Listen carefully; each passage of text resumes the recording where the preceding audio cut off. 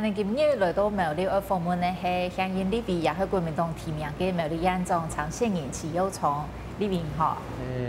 主持人丽蓉小姐你好，还有安尼客家电视台各位亲爱的观众，大家好，我是苗栗县立法委员，也是亚白县长常宪营齐佑聪。苗栗其实睇下，伊上道路地讲几多行业，系伊哋客家种。唔想讲，下一摆苗栗汉做点用嚟去加强一个客家文化嘅相关政策。那当然啦，也有罗列了一些的这个一个客家的政策了哈。那希望铁都讲，安尼客家文化嘅元素啊，要把它纳入自然啦，还有美学啦，甚至于这个建筑以及科技，要按用领域不同啊。那这样的情况之下，客家的这个一个原乡的这个新风貌才能够展现在你都市化的一个空间里面。这个部分啊，我觉得说有很大的一个挥洒的空间，让在地人也一个来老了的一个外地的乡亲啊，甚至于当地的居民都能的来真正体验到你客家文化特色，乐居苗栗，达到这个所谓客家乐原乡，然后幸福这个新城市的一个目标。第一啊，就讲城乡风貌，要做的凸显客家意象的一个方式。那么因为早期啊，当多都好商人理想背景，所以都不做。看来讲的这情况啊，就类似有这种如果能够这个年轻人在事业有成也好，或是讲利用钢铁做人不卡，你不卡私产业也就可以拟具社区的共识。让版引对台糖师啊看到呀，就会有比较好的他新的印象然后投入到这个社区里面。第三嘛，就刚刚来讲的，结合这个建筑的美学规划来创建这个客家的新都。这套部分啊，其实苗栗有成立了联合的太好以后啊，马斯多讲他第一包就有个客家学院。客家学院，那里面有人才济济，当多客家的高书啦、欣赏啦，甚至于现在培育中的学生让他产官学结合，然后把他们的新的理念思维带到我们的都市里面，让很多的都市里面就可以因为你所概念的，像比如我们苗栗市的火车站，桐花啦，还有它的那个太阳能的那个一些的这个设施啦，绿建筑啦，就是另类的一个客家精神的表现。我想这个部分大都会尤其新的环境，能够借着客家的景观来太多融入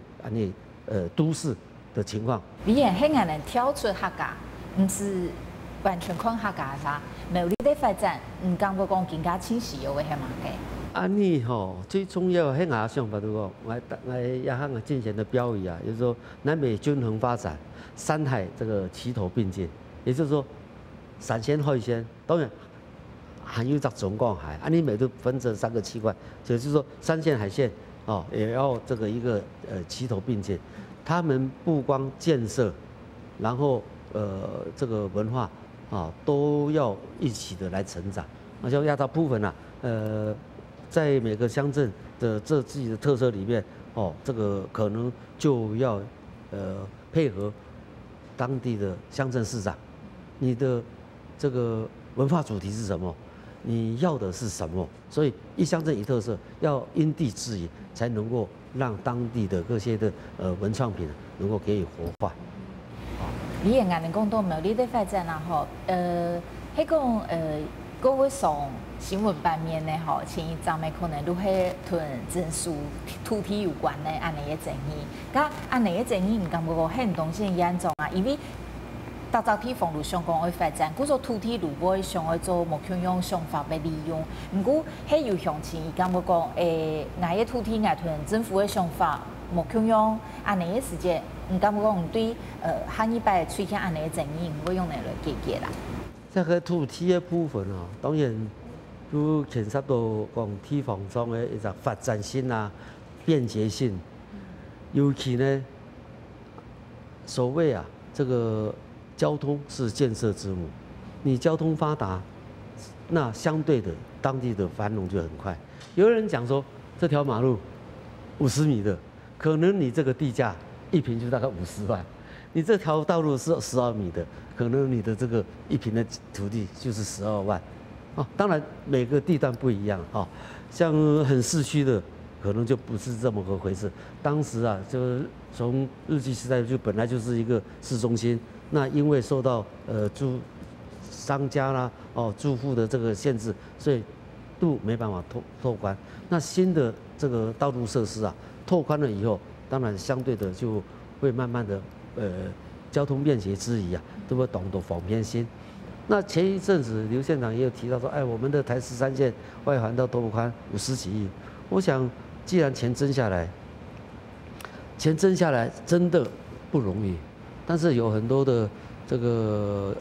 野生保护协会啦，还有一些的这个绿色的这个协会等等的，就是说师傅啦等等的，我想这些都可以谈的。以我们现在的这个工程的科技啊，真的鬼斧神工。你说要让师傅有个栖息地，1块不够，2块也可以。你说要让师傅不能够穿越这个马路，那以现阶段的这个一些的设备，足以让这些的师傅就留在这里。那如何去做一个这个师傅的这个通行区？比如说我要从左边要到右边，现在在西湖就有这种道路，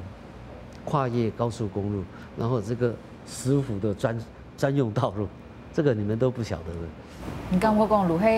做的解决咧？都可以解决。如果讲到反对的人会赞成呢？